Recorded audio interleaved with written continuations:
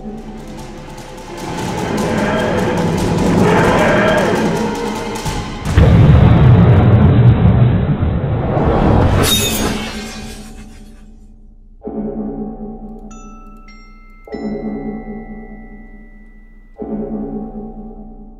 everyone to Console Room 2021. We're really excited to be here with you. We're here to talk about Elisabeth Sladen, Farrah Jane, and beyond. My name is Amber Raden. I'm going to be the moderator of your panel. I'll let everyone else introduce themselves in just a minute. We've been missing Farrah Jane for 10 years now, and we're excited to be talking about Farrah Jane Adventures and Farrah Jane's adventures outside of the TV show. So I'm going to pass it on to everyone else to introduce yourselves.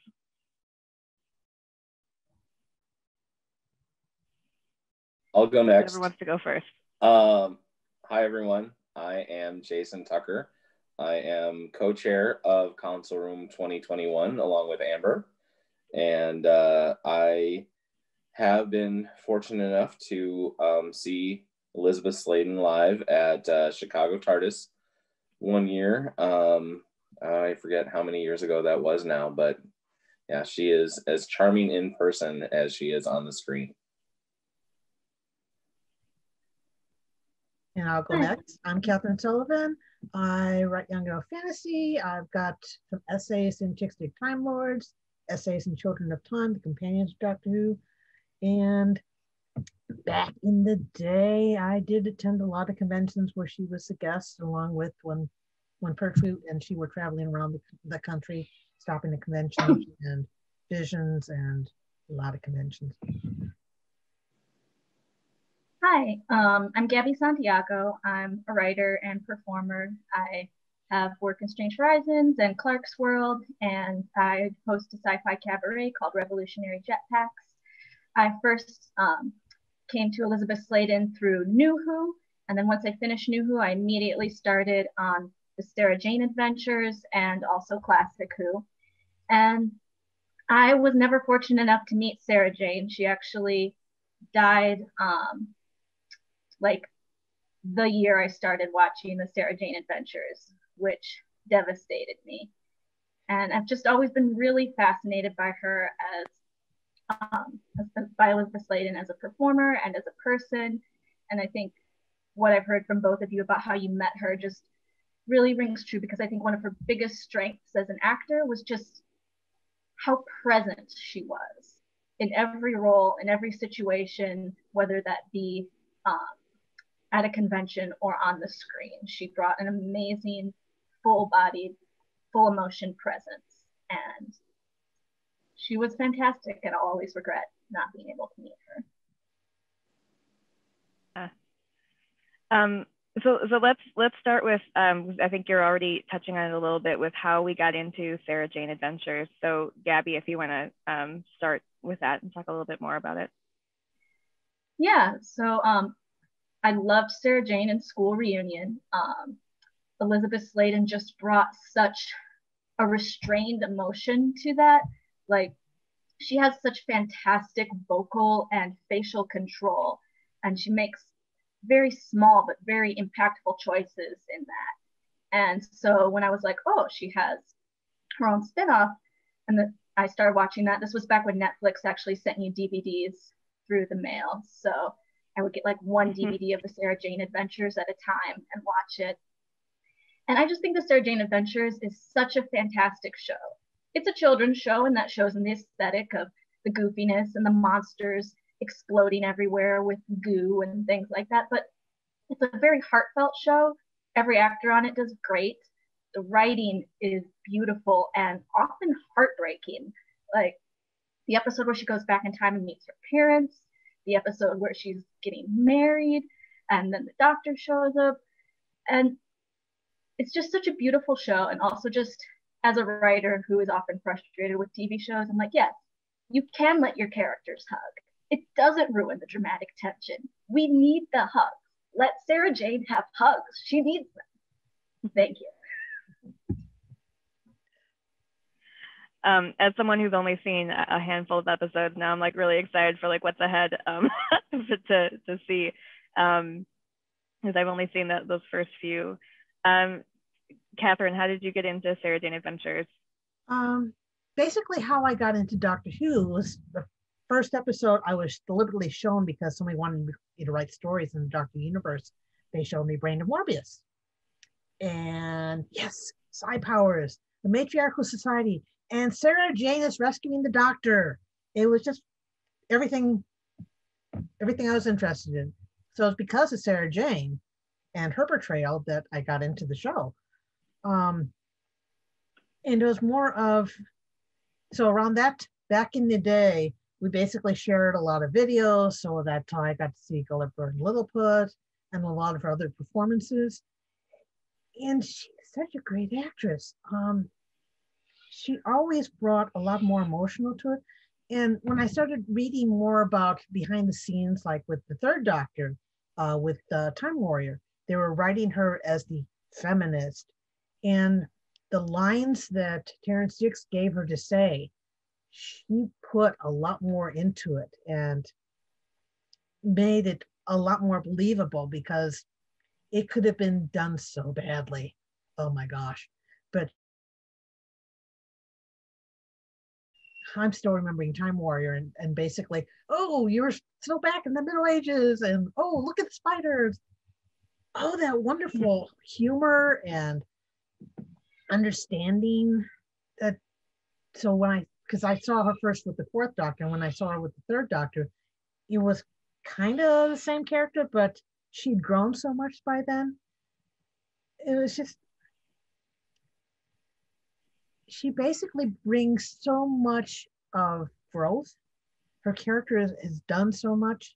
So by the time you get to the Sarah Jane Adventures, she has done so much and much more believable, which is why I didn't like School Reunion as much, because that whole idea of her staying in place. I listened to the audio adventures, the Big Finish Sarah Jane Adventures, where you basically had her being a crusading reporter. And I liked that a little bit more than having her kind of stay still. Oh my gosh, I never found anybody but past the Doctor. It's like, no, that's not Sarah. No. So. It's interesting, because I think that's kind of how they start the show, right? Is that her realizing that she could still do things outside of like the Doctor doesn't have to be there for her to still be doing some amazing things. It's an interesting starting point for the TV show, I think. So I really like that perspective. Jason, how did you get into Sarah Jane Adventures? Well, I was introduced to Sarah Jane in the Tom Baker era, back in the 80s, watching on PBS. And I don't remember what my first episode with Sarah Jane was. I think that my first episode of Doctor Who was Robots of Death. So my first companion was actually Leela. But of course, as soon as you meet Sarah Jane, you're just like, this is the one. She is the companion that just you connect with almost more than anybody else. They've had various companions over the years to fill in to tick certain boxes in the demographics, but no one has worked just for everyone the way Sarah Jane has. And like Gabby says, with the Sarah Jane Adventures, the series of Sarah Jane Adventures, it is so emotional. Like I've never cried watching Doctor Who, but I have cried watching Sarah Jane Adventures. The Curse of Clyde Langer. Oh my God. Tears flowed. But yeah, it's just, when the news came across that Elisabeth Sladen had died, I was at work, and it's one of those things where I remember where I was when Elisabeth Sladen died. It's just like I felt it so much stronger than I thought I would. You hear about other people who you know, when some rock star or other celebrity personality passes away, and they're like, they need time. And I needed time when Elisabeth Sladen passed away, because she had been such a part of my life for so long, since I was a kid. Yeah, I legit cried for 3 days. I logged onto Live Journal, I saw it, and then I like cried for 3 days. And then if I could just really quick build off something that Kathryn said earlier about like her characterization and like Jason, like how she works for so many people. I feel like that also has to do with some of her characterization work on Farrah Jane that she, I think in her autobiography, she says she based some of the character on her niece. And I feel like there's such a pure, almost childishness of belief in truth and justice that I think we all feel and remember in our core of children, of like wanting the world to be fair and wanting to fight for the world to be fair. And that just resonates so strongly. And I think that's something that has come back in a lot of different iterations of Farrah Jane.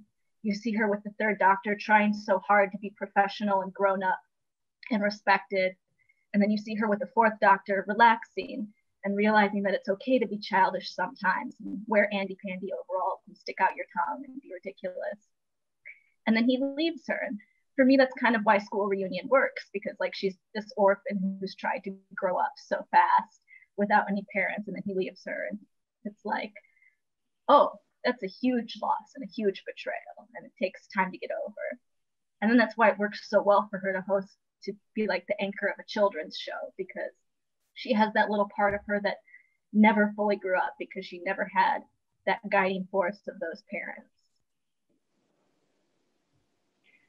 Yeah, I think I'd like to keep talking about that a little bit, and like how Farrah Jane has evolved kind of throughout when she first appeared on Doctor Who, and then throughout all these adventures. I'd be curious what your thoughts are on that. Gabby, if you want to start. Oh, I mean, I feel like I kind of already said all my thoughts. Yeah. Just like, sure. You know, she has that core of vulnerability, but also fire. And I think that kind of grows and changes, and we see that in her relationship with all the different Doctors. But yeah, Jason and Kathryn. Well, basically, with the fourth Doctor, she was still doing her reporting on the side, and she was not afraid to go off and follow this storyline. So that's why I didn't like that whole idea of in School Reunion that she'd basically not been doing it. But because after all, she's breaking into the school, so she was obviously following up leads and doing her own reporting. So it was like, not quite sure how they characterize the writing between two women meetings. Like, no. Anyhow, but the idea of the show, yes, because you looked at the attic and she had all those memorabilia from unit days, from stories that she worked on. I just like that they gave her such a rich background. And as you saw in the episodes, getting a little bit more background as to what happened to her parents, because we knew she had been raised by Aunt Lavinia and basically trying to take on her persona to just break into the unit at that point. But she just basically brought so much background in. She's one of the fully fleshed companions of that time period, which you didn't get a lot of. And I think that's probably why so many people like her, because you knew how she would kind of react. She wasn't one who basically would just kind of step back and let the Doctor do everything. No. She's going to do her own side bit. Jason. Yeah, she, like, her characterization throughout has always been a very she was always ready to let the Doctor know what she thought. You know, like, she was not a passive companion. She was not the and I mean, there definitely are times that she was in peril, but she, like when you think of companions that twist their ankle and stuff like that, while I'm probably forgetting the time that Sarah Jane twisted her ankle, she's not one I would think of in that role. You know, she did occasionally need to be rescued by the doctor, but the reason why she needed to be rescued by the doctor is because she wasn't going to sit and let things happen around her. She was going to make them happen. You know, she would go into the places where she would go through the door that said, "Do not enter." Absolutely no admittance. What's that, Gabby? Oh, she goes through a door that says absolutely no admittance. Yes, exactly. And yeah, so that is, I think, one of the things that just made her such a likable character. And then, you know, as the show went on and we get to the audio adventures, you know, her character matures. You know, she was never a childish character. She was never a juvenile type character, but she definitely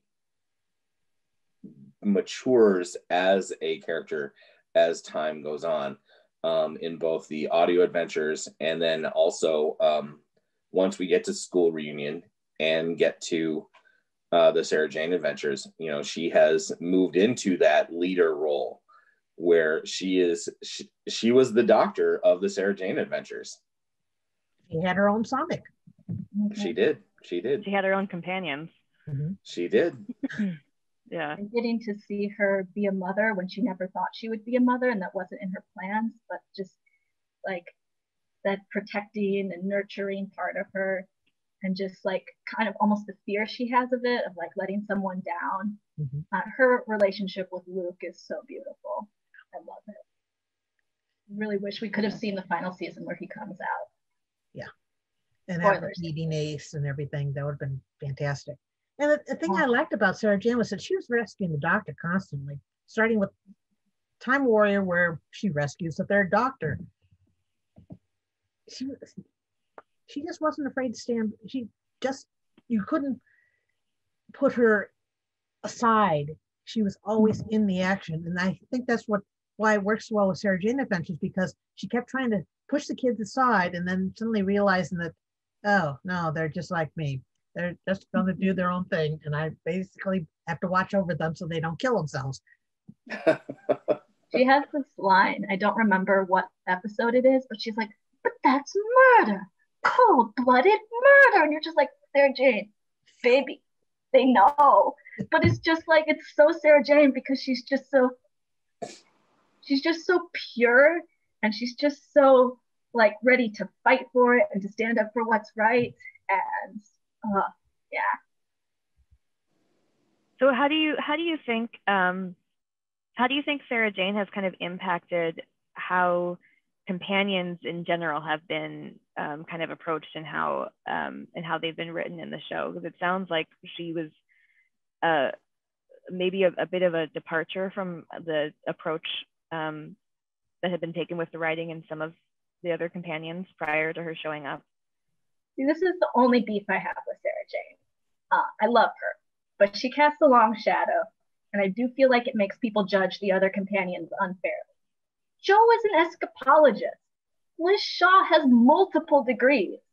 Barbara Wright drove a truck through Daleks. There are many, many strong Classic Who companions, and I love them all, but I came to Classic Who because of cultural messaging, expecting a lot of screaming and twisted ankles, but like there weren't. Leela stabs people all the time. Mm-hmm. Ace blows shit up. Like even Victoria has moments of like she screams a lot, but she has moments of standing up to people in strength. And like I love Sarah Jane, but she's not the only strong Classic Who companion. She was a natural evolution of the Classic Who companion, and she said feminist things more explicitly and paved the way for some of those later people like Leela and Ace and the new Who companions. But like there's a lot of cool companions. It doesn't need to be a competition where we're like, the one true classic Who companion is Farrah Jane.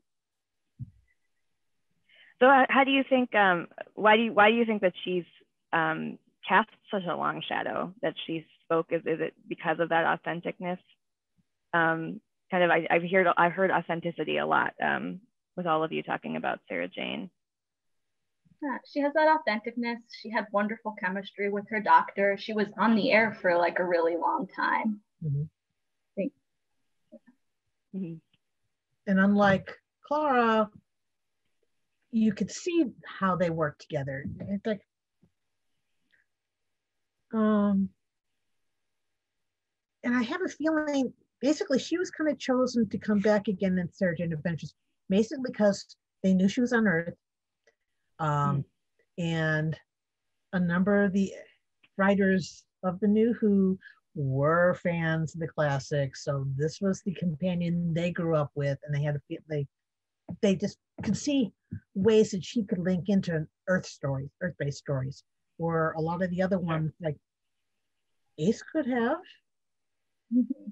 I mean, there's other ones too, but I have a feeling it probably is due to nostalgia on the part of the writers. That's fair. I think so. Jason, did you have any thoughts on how Farrah Jane has impacted other companions and how they've been written?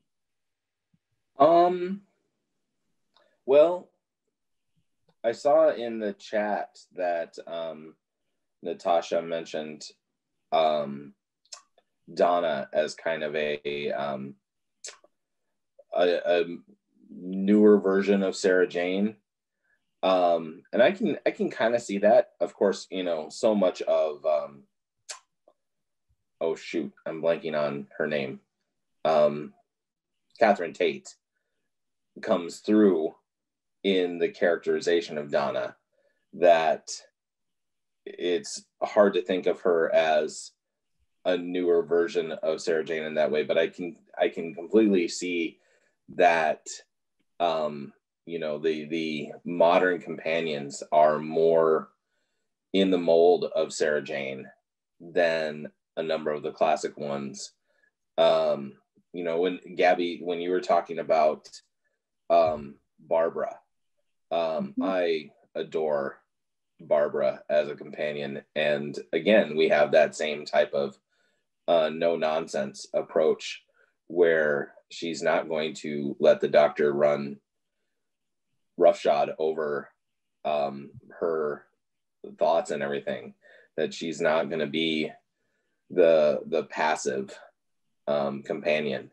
So yeah, you're absolutely right that you know, there are other companions that were well written and forceful, but then for every Farrah Jane and Barbara Wright, we have a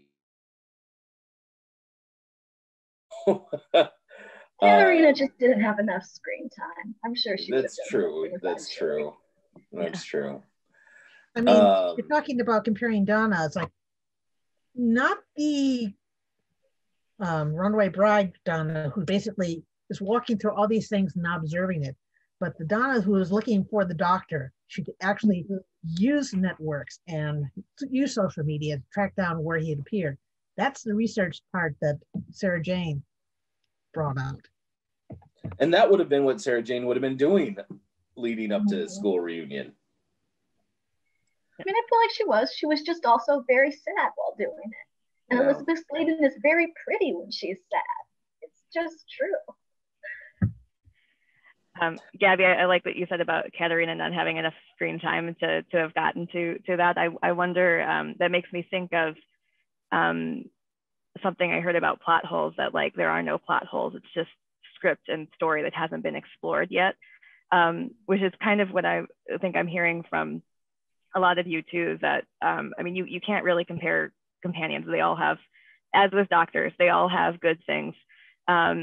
And if there are some that maybe come across a little differently than some of the others, that maybe they had a lot of story that hadn't been explored yet. And I really like that perspective that we just needed to get to know them a bit more. Adric was totally justified in attacking that girl. She took his badge for mathematical excellence, and I would have done the same. Oh my goodness. So in Farrah Jane Adventures, going back to the show, I guess the show and kind of, you all learned about Sarah Jane in different ways. So if somebody hasn't met Sarah Jane yet, is there a good place to start with meeting her, whether it's in Doctor Who, new or old, or in the audio adventures or in the Sarah Jane Adventures? Where do you think would be like the best place to be introduced to the character? Just as introducing somebody to Doctor Who is like, what type of person, what are they interested in? Because if they're more interested in like modern day, I'd start her off maybe with school day reunion. Oh gosh. If they're more younger, I might start them off with the Sarah Jane Adventures and then let them go back. It's going to depend on the person. Yeah, I have to second that. I think you have to keep in mind, like, what kind of timing are they used to? Are they going to be able to adjust to that classic Who if they're not already invested in the character? How high is their tolerance for everything being covered in goo? Do they process audio well? Yeah, that I mean, it's almost more of a, is this their introduction to Sarah Jane, but they're already a Doctor Who viewer, or is it like they haven't actually seen Doctor Who, and so you're like, oh, there's this great character on this show called Sarah Jane that you've never seen any Doctor Who, but I want you to see Sarah Jane. So whereas if they're a new Who fan, if they've watched maybe all of 2005 onward, or maybe even just David Tennant onward, and they've seen School Reunion, but that's their only experience with Sarah Jane, and it's like, okay, where do they go next? Do they go to Sarah Jane Adventures? Do they go back? And actually, I think Sarah Jane might be a really good gateway into classic Who, showing like the arc in space, because that arc in space is one of the ones where she really shines as a character. I mean, she kind of gets mocked by the Doctor a bit, but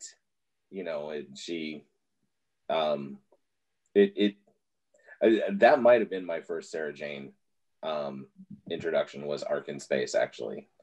And I think it is easier to watch Sarah Jane with Tom Baker than it is with John Pertwee. Even though the John Pertwee episodes are really good, there's just not very many of them. And he comes off patronizing too. Yeah. I mean, I love Time Warrior. I love Invasion of the Dinosaurs. I love Planet of the Spiders. Planet of the Daleks, I haven't seen enough. She's in Planet of the Daleks, right? Or am I thinking of? I don't think she had a Dalek episode with her. She did, but that was with the big maze city, and I forgot what the name of that one is. That was with. Oh wait, she did. Yeah. It had an exclamation point. Yeah, it was something of the Daleks. Yeah, the big city. She was wearing the bikini underneath the suit. Yeah, because it's stuck to the beach. Her cheek tenderly, and my little shipper heart goes pitter pat. Yep. And it's kind of fun watching Sarah teamed with Harry. What's that? It's kind of fun watching Sarah teamed with Harry in the Tom Baker. Yes, yeah. I mean, she definitely was like, she wouldn't brook any nonsense with the Doctor, and she would brook even less with Harry. Old girl all the time too. I love all of her episodes with both John Pertwee and Tom Baker, but I feel like her friendship chemistry with Tom Baker just really shines through when you see the reminiscences of just goofing off together on set, like when they wandered off together through the field in the android invasion, and everyone was like, where have they gone? Who knows? Just like Tom just knocking on a random British person's door and being like, can we watch ourselves in Doctor Who at your house? And they just do that. It's just, they have a very sweet friendship. Also, Tom just like randomly insisting on buying her a coat. Yeah. There's just some really sweet anecdotes in their autobiography, and I'm just like, you guys, you are such good friends. I love it.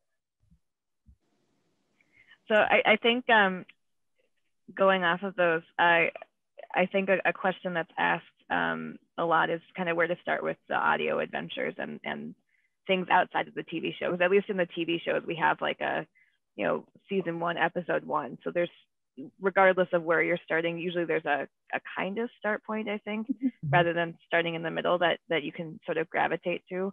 If you're going into audio adventures and like everything outside of the TV show, is there a good starting point that you would recommend to somebody who's maybe met Farrah Jane through the TV shows and wants to start getting into the expanded universe? Where would you go? Big Finish is probably the easiest, just because it's like 2 seasons. It's very clear what order they're in. They're easy to find online and to purchase. I think people's mileage will vary on whether they like them. Like, do you like sad Farrah Jane? Do you want her to be having more upbeat adventures? I think if you want the more upbeat adventures, the Barry Letts BBC audios, Paradise of Death or Island of Death and Ghosts of End Space are really fun. They have a more classic Who feel with more of like a little bit of pulpiness. Like Ghosts of End Space has the Brigadier having a random Italian uncle whose castle they have to go visit. And at one point, a mafia guy's girlfriend turns into a giant and like lasers him to death to protect the main characters. It's a lot of fun. And Barry Letts is a great author. So I recommend those audios. I think a lot of the other things, like we were talking before we started recording about the Pescatons and like Exploration Earth, those are fun in like a kind of completist way where you're like, I need to hear all the audio of Elisabeth Sladen's voice because it's beautiful and wonderful and I love it. But for plot, Big Finish and the Barry Letts BBC audios. There are some audiobooks too that they did in the Farrah Jane Adventures time period. And each one of the kids did one and Liz Sladen did one. So it's an interesting. Yeah, those are quality. I like those. Yeah. Each of the kids did one like on their own, like as a featured story, or basically kind of do everybody's voices and narrating it. Oh, okay. Yeah, I think Elisabeth Sladen narrated most of them, and I think Daniel Anthony and Anish did one each. Yeah, I don't think the actor did Luke did any. No. Tommy. Yeah, thank you. Tommy's fun at convention.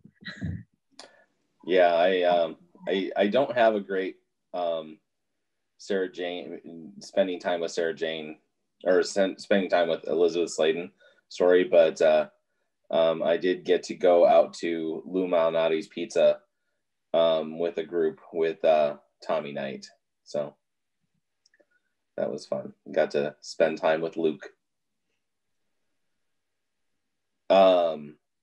As far as the Big Finish audios, I listened to the first season. I don't think I've listened to the second season. And who wrote those?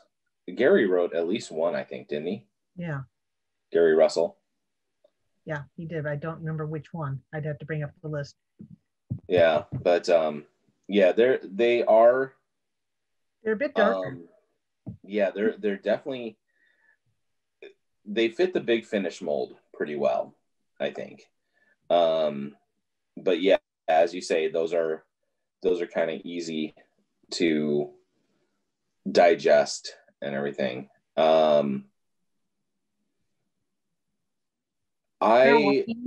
end on a cliffhanger. Yeah. Yeah. Warren cliffhanger. Yeah.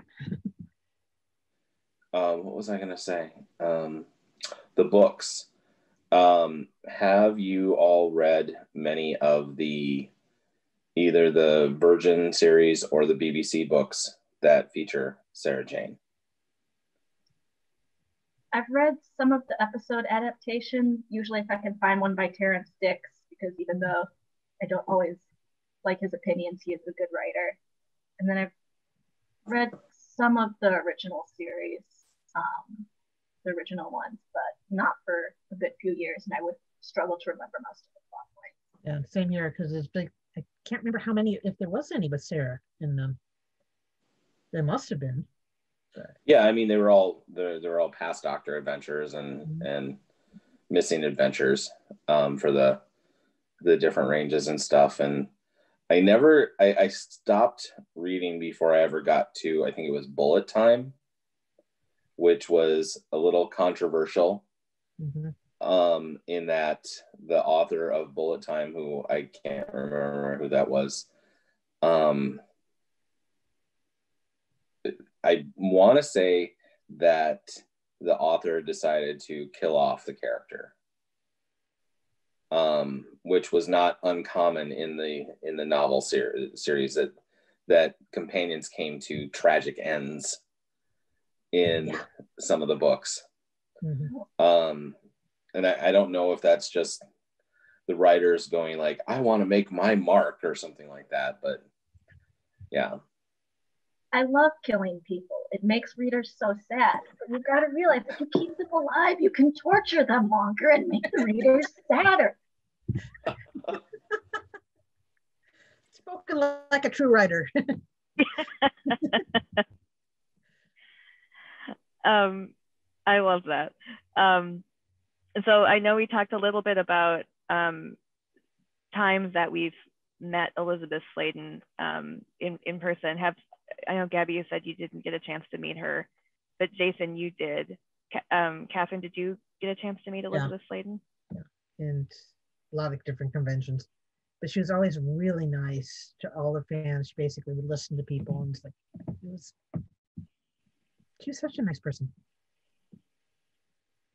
That Chicago Chartist convention, she caused a bit of a kerfluffle because she had left the hotel and gone over to the mall across the parking lot to go shopping, because Chicago Chartist is, Thanksgiving weekend, and so it's high shopping season. And whenever the UK people came over, they always wanted to do a lot of, whether it was Christmas shopping or just general shopping in the US. And she was due for some convention stuff and no one could find her. And the last thing we'd heard was that she had gone off by herself to the mall to go shopping. And so a whole posse got recruited to go over and hunt for her through the mall. So yeah, but she was of course found and recovered safe and sound. But yeah, just like when you would see her on stage at a convention, she was amazing. We talk about how wonderful Elisabeth Sladen is. I guess she did get a little bit I forget which convention this was, but she wanted to be the last person to be brought out on stage. And so she was going to be brought out after the doctor. And, for protocol for introducing guests, you do your minor guests first, then you move into companions, then you move into the doctors. And the order that you do the doctor, I think the order you do the companions and the doctors is you do past ones first, then current ones after that, and then the doctors, you do past doctors first. You kind of do them in order of doctor. So say, you have,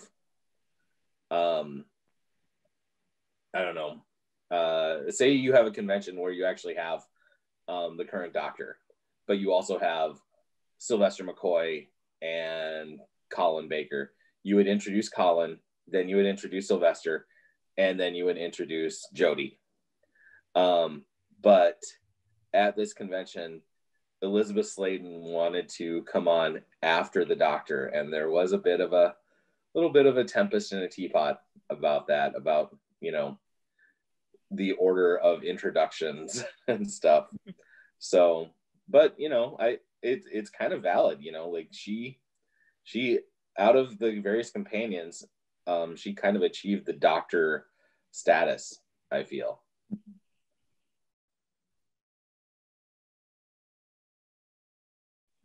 Yeah, I love. And Sadie was growing up at conventions too. You see her from year to year.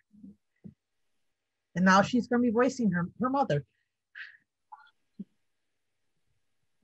How does she sound as Elisabeth Sladen? Haven't heard it yet. Okay. Anybody else hear any? No, I haven't heard her yet either.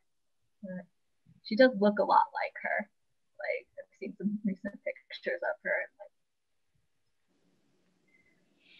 I love hearing the remembrances of people where she was either like her very warm convention self, or I've heard a lot of them where she was very absent-minded. Like, I think there's an RTD memory of them just marveling together about how did that hair dye get on the ceiling, or the time she just kind of wandered across a ballroom, knocking into catering without realizing it, just because she saw John Sim, and then later someone sponging blood off her knee in the bathroom while she just talks about how lovely he is. Funny. Yeah. I love that. I got into Doctor Who much later, so didn't have an opportunity to meet her either. But I'm loving hearing these stories about her, and how lovely she was with everyone. So in Farrah Jane Adventures, I know we're coming up close to the end of our hour, but in Farrah Jane Adventures, going back to the TV show, I think what I would be interested in hearing about in the TV show in particular is if there were any kind of favorite moments. I guess it doesn't have to be specifically the TV show. Like what are your best Farrah Jane kind of memories of the character in the TV show or outside of the TV show too? There's like quintessentially Farrah Jane. She was given so many good speeches to the villains. Like, yeah. It was just.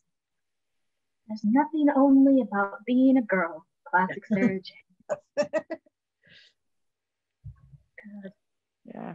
Oh, every time in the Farrah Jane Adventures where she just stares very stoically and her eyes fill with unshed tears and her lower lip very firmly doesn't wobble, just iconic.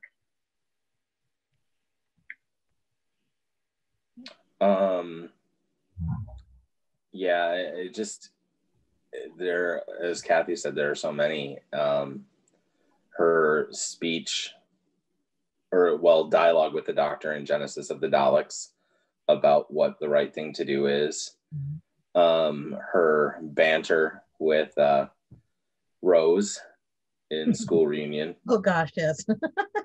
You know, that, I mean, does he often touch the console? He still strokes it.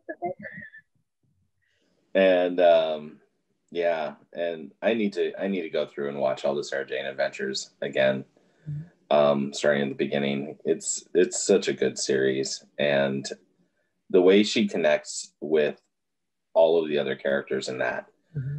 You know, when we say that she's the Doctor of that series, we're not. I mean, it's not small praise. But yeah, I've only watched through the first 3 or 4 episodes, and then the special that kind of kicked off the Farrah Jane Adventures. And there was a moment, sorry, I guess if anyone hasn't seen Farrah Jane Adventures yet, but there's a moment it's like episode 2 with the Slitheen, and they had like a child Slitheen in that episode, and all of the Slitheen were killed. And she was really upset about it. because one of them was a kid, and it felt like a very doctor kind of response, like maybe we should have tried to figure out like a better solution. We didn't have to kill them. We should have, I mean, it felt like a very doctor response to that, which I was kind of, gave me like a little moment of joy too. Cause like she really does very much to me also feel like a doctor in that series, just with very young companions, kind of helping her through the adventures. Which I really loved. And I think what I'm hearing a lot from all of you too, and I think what I've seen too from Farrah Jane, is some of the things that I think that she really excels at is those quiet moments, where, you know, even if it isn't like a speech, but just those kind of like those moments of humanity. And I think where you can really see like what she's thinking and what she's feeling, and she portrays a lot of emotion in tiny things, which is I think really amazing. It's good they had written that she didn't like to have guns, so that's why she was avoiding Captain Jack, and she wasn't calling in unit all the time, and she was basically trying to talk to the other aliens and trying to talk them out of whatever they were trying to do. Yeah, I noticed that she's brought up the Torchwood team a couple times without calling out Torchwood specifically so far in the show. Maybe she does later.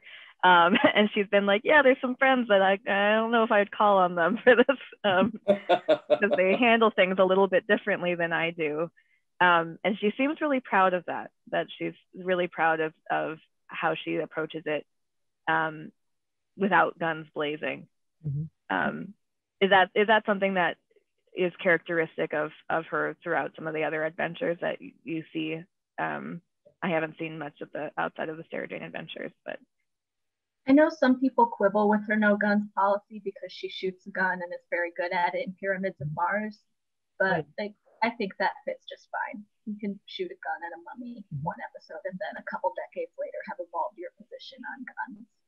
I mean, yeah, it was kind of controversial with her bringing up the dwarf star to trigger the one bomb in the reality bomb episode of the Doctor. It's like, but she's protecting her family. Mm-hmm. Yeah, I think she sees herself as carrying on the Doctor's legacy on Earth, and I guess that's also something that's been very important to me too. The recurring theme in Farrah Jane Adventures, that life on Earth can be an adventure too. Like, I think that came to me at a time when I was graduating college and I didn't know where I was going, and a lot of my plans were falling through. And just the idea that, you know, you don't have to go out and have a big adventure elsewhere. You can find a way to make an adventure where you're at, was very inspiring and very heartwarming.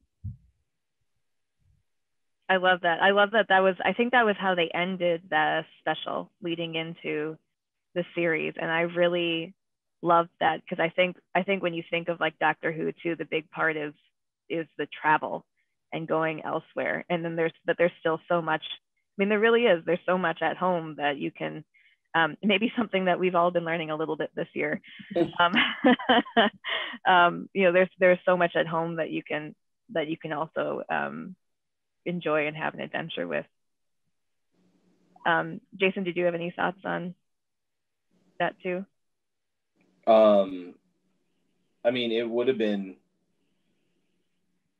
interesting to see, you know, where they could have gone with Farrah Jane Adventures, especially, you know, talking about like the pandemic and stuff.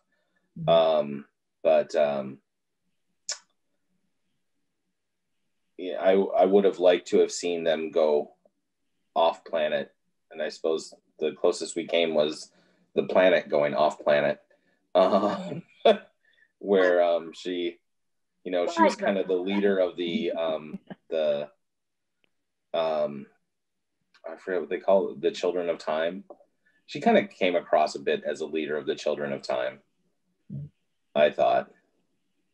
Yeah, because they had the new character introduced in the last series, that she was more of a star child. Like, maybe they might have done something more. I would have loved to have seen what they would have done with Ace, because she was supposed to appear in the last season too. It's like, yeah, I would have liked to have seen her meet up with more former companions as well. Joe were great together. Oh my gosh. Yeah. Oh yeah. That was such a great episode. The with the Matt Smith. Sarah Jane and with Liz Sladen and Katie Manning. Katie Manning, yeah. And Matt Smith. her Katie Manning's grandson, who ended up on Game of Thrones and Iron Fist, and see where they all start in Doctor Who and stuff, and the places they go. But yeah, I know it's like, it's kind of rehashing stuff, but I would love to see them kind of somehow relaunch Farrah Jane Adventures with maybe Ace stepping into the role somehow or something. And a series called Children of Time, maybe. I don't know. Yeah, so. I know right when Elisabeth Sladen passed, a lot of people were like, Joe Grant Adventures, let's do it. Sure. But, yeah. Mm-hmm. So God, if there's anybody who could bring energy to the role, it would be Katie Manning. So I think that leads me into maybe my last question to wrap this up, as we're in the last few minutes. An hour goes by so quickly, talking about all these wonderful things. So I think my last question then for each of you would be, if you could do one more adventure with Farrah Jane, who would it be with, and what would be the adventure? Are we constrained by the limits of reality? No, I would say no.